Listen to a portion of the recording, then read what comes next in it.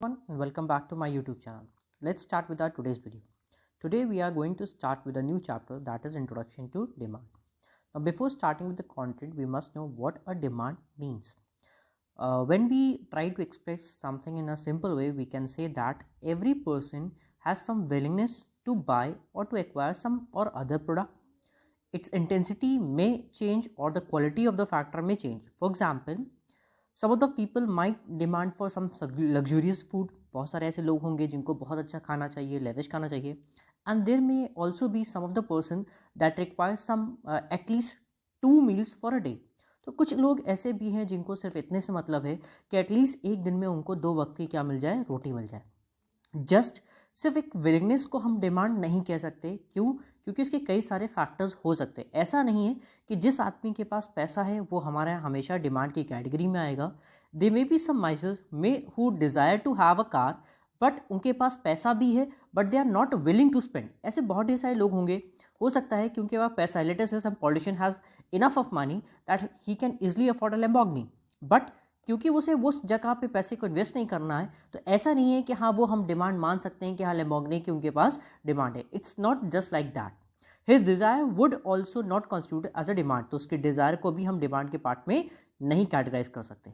दस when we define demand for a commodity और service as an effective desire, it must be backed by the willingness to pay. That means अगर आपको किसी चीज़ की demand के बारे में बात करना होगा तो एक तो विलिंगनेस होनी चाहिए. दूसरी चीज़ पे बहुत इंपॉर्टेंट होती है आपके पास रिसोर्सेज होने चाहिए.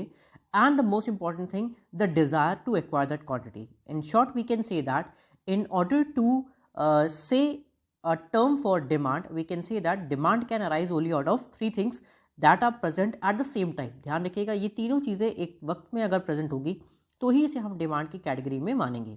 The first point is the desire और want of the commodity. The second is ability to pay and third is willingness to pay. On these basis we can say or we can define demand as demand for a commodity is the quantity which a consumer is willing to buy at a particular price and a particular time. मतलब क्या हुआ? Demand for a commodity का मतलब क्या हुआ है? एक particular quantity जो एक कंज्यूमर खरीदना चाह रहा है और उसके पास जो मार्केट में जो प्राइस चल रहा है वो प्राइस भी पे करने को तैयार है एक पर्टिकुलर टाइम पे. तो ऐसे चीज़ में हम उसे क्या मानते हैं? The demand for the commodity माना जाता है. इसी को प्रोफेसर बेनहैम ने एक डिफरेंट वर्ड्स में यूज़ करके एक्सप्लेन किया. He said that the demand for anything at a given price is the amount of it will be brought per unit of time at that price. मतलब क्या हुआ कि किसी भी चीज़ को हम डिमांड क्या मानते हैं कि जब एक पर्टिकुलर प्राइस जो एक सामने वाला बंदा पे करने को तैयार हो जाए उस पर्टिकुलर टाइम पे, तो वो उसकी क्या मानी जाएगी? डिमांड की कैटेगरी में माना जाता है. Now starting with the types of demand. अब हम यहाँ पे बात कर रहे हैं टाइप्स ऑफ डिमांड. तो we have categorize the demand into 2 parts. The one is the individual demand and the other is the market demand. When we talk about the individual demand is the demand of one individual or firm. ऐसा नहीं, इसमें हम कह रहे हैं कि individual यानी single person ही होगा, यानी सिर्फ राम ही होगा, श्याम को इंक्लूड नहीं करेंगे. It can be any individual person और any individual firm. Let us say it represents the quantity of a good that a single consumer would buy at a specific price at a specific point in time. That means जैसे कि आप देख रहे हो individual demand 2 term से मिला है, individual और डिमांड से. डिमांड का मतलब होता है when you are willing to buy particular product at a particular price and a particular time. And ये कौन विलिंगनेस डिजायर कर रहा है, ये इसकी किसकी विलिंग्स है? That should be of any individual one, any individual person और एनी इंडिविजुअल फर्म. एक सिंगल पर्सन हो सकता है या एक इंडिविजुअल फर्म भी हो सकती है. While the term is somewhat vague, individual demand can be represented by the point of view of one person, a single family or a single household. As I have told you that it means just a single unit. It can be a single unit. सबसे best में तरीका क्या कह सकते हो कि ये उसका एक सिंगल यूनिट होना मैंडेटरी होता है. ऐसा नहीं सिर्फ एक सिंगल पर्सन को ही हमेशा किसकी कैटेगरी में रखेंगे? इंडिविजुअल डिमांड की कैटेगरी में रखा जाएगा. Now when we need to talk about the market demand provides the total quantity demanded by all consumers. That is, in other words, it represents the aggregate of individual demands. That means कि अगर हम कई सारे multiple individuals को include कर लें, add कर लें और उसे सम करके हम बताएं कि हाँ ये क्वांटिटी वो डिज़ायर कर रहे थे या ये क्वांटिटी वो मांग रहे थे, that can be called as a market demand. हमने कहा लेट अस से कि about the sale of iron और स्टील. तो ऐसी कई सारी इंडस्ट्रीज़ हो सकती हैं। हो सकता है कि जो आपकी कार इंडस्ट्रीज़ हैं, ट्रक इंडस्ट्रीज़ हैं, हो सकता है यानी कहीं मैकेनिक है, रोबोटिक्स है, ऐसी सारी इंडस्ट्रीज़ हैं। इन सब की इंडस्ट्री को अगर हम काउंट कर लें या कंबाइन कर लें और तब में हम कंप्यूट करें कि टोटल आयरन या स्टील की हमारी क्या डिमांड आ रही है, तो उसको हम कैटेगराइज करते हैं in the case of market demand. Now the market demand is further classified into two heads. The one is the primary demand, whereas the other is selective demand. Primary demand is the total demand of all of the brands that represent of a given product or services, such as all phones or all high-end watches. Primary demand का मतलब क्या होगा कि हम किसी particular में सारे sectors, सारे सेगमेंट्स को कंबाइन करके हम डिमांड मांगे तो वो हमारी क्या बन जाएगी, प्राइमरी डिमांड। जैसे कि हमने कहा कि हमारी इकोनॉमी में कार की क्या डिमांड है, और that means it is irrelevant कि वो कार 2 लाख रुपए की है कि 2 करोड़ रुपए की, उससे कोई मतलब नहीं हुआ। We will count a single car as a car unit. एक सिंगल कार को चाहे वो किसी भी प्राइस की, तो उसे हम कार की कैटेगरी मानेंगे, चाहे वो किसी ब्रांड की भी क्यों ना हो, तो हम टोटल कार को या total number of cars that been sold उसे हम कंज्यूम करेंगे या कंसिडर करेंगे as a primary demand. But when we are talking about some let us say demand for an iPhone, that means कि हम एक पर्टिकुलर ब्रांड की जो बात कर रहे हैं, since we are selected to a particular brand, then it will be called as a selective demand.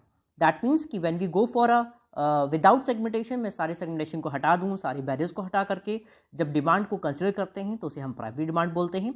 And when we go for selective study, that will be called as a selective demand. Now moving to what is demand schedule.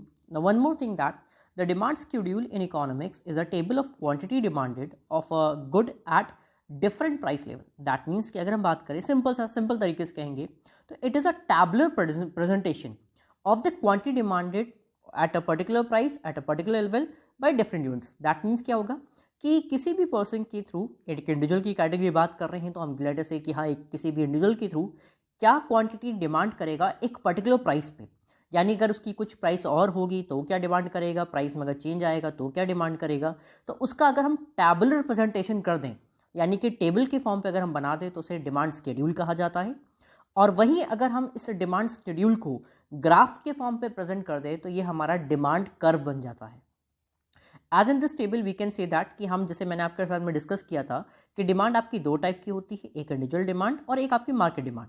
तो individual demand schedule भी तो होगी, तो हम क्या कहेंगे, it represents the demand of an individual for a commodity at different prices at a particular time period. That means कि एक पर्टिकुलर टाइम, मान लेते हैं कि शाम के 5 बजे की हम बात कर रहे हैं, तो पर्टिकुलर टाइम पीरियड पे या एक पर्टिकुलर डेट ले लेते हैं। लेट अस से कि आज की डेट में हम ये बात कर रहे हैं कि भाई ये प्राइसेस ऑफ ऑरेंज अगर है 15 रुपीज़ पर केजी, तो लोग कितनी यूनिट्स परचेज करने को तैयार हैं, 2 यूनिट्स परचेज करने तैयार हैं। वही अगर हम ऑरेंज की प्राइसेस को 12 रुपीज़ कर देते हैं या मार्केट में वो 12 रुपीज़ का सेल होता है, तो लोग 3 केजी खरीदने को तैयार हो जाएंगे। लेकिन वही उसकी प्राइस अगर रिड्यूस होकर के 9 हो जाए तो लोग क्वांटिटी क्या करेंगे, बढ़ा देंगे। आपको पता है जैसे जिसकी प्राइसेस कम होती है तो उसकी क्वांटिटी क्या हो जाती है, इंक्रीज हो जाती है। तो हमने इस टाइप को क्योंकि एक टेबल के फॉर्म पर रिप्रेजेंट कर दिया, तो that will be called as individual demand curve. इसी को अगर हम ग्राफ के फॉर्म पे प्रेजेंट कर देंगे तो ये क्या बन जाएगा, इंडिविजुअल डिमांड कर्व हो जाता है, और टेबल में क्या हो जाता है, इंडिविजुअल डिमांड शेड्यूल हो जाता है।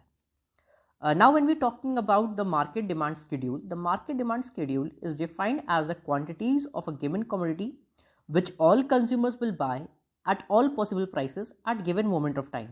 यानी एक पर्टिकुलर टाइम पे जितने भी बायर्स हैं, यानी जितने भी इंडिविजुअल्स हैं, और we can say that aggregate of individuals, वो उस पर्टिकुलर प्रोसेस को या उस कमोडिटी को जब परचेज करने के लिए एक विलिंगनेस डिजायर करते हैं, तो उसको जब हम कंसिडर करें तो that will is called as market demand. As we all can see that there is a tabular presentation, तो tabular presentation तो उसको हम लोग क्या बोलेंगे, मार्केट डिमांड शेड्यूल। आप देख सकते हो कि हमने प्राइस ऑफ पर लीटर मिल्क की हमने कितनी रुपीज़ रखी, 5 रुपीज़। तो जब 5 रुपये था तो मिस्टर एक्स 1 यूनिट खरीद रहे थे, और वही मिस्टर वाई कितने यूनिट खरीदे, 2 यूनिट खरीदे थे। तो आपने सिर्फ एक्स की कंसिडर करोगे तो इंडिविजुअल हो जाएगा, सिर्फ वाई की कंसिडर करोगे तो भी इंडिविजुअल हो जाएगा। लेकिन लेट अस से कि अगर हम एक्स एंड वाई 2 यूनिट से दोनों को अलग अलग हम करके ना करने के बजाय उनको ऐड करके बात करें, जैसे कि 5 रुपये पर लीटर की प्राइस पे एक्स 1 खरीद रहे थे और वाई 2 खरीदे, दोनों को मिला के टोटल कितना यूनिट सेल हो रहा था, 3 रुपये। वैसे ही 4 अगर हो रहा था तो एक्स 2 परचेज करे 3, तो 2 + 3 = 5। दैट मीन्स अगर हम सम अप करके बात करते हैं तो वो क्या बन जाता है, मार्केट डिमांड शेड्यूल। अब जब इसी फैक्टर्स को, यानी कि price of milk per litre and market demand को हम ग्राफ के फॉर्म पे रिप्रेजेंट कर देंगे, then that will be called as market demand schedule. So that's all for today. We will work in the next video. Thank you everyone. Have a good day.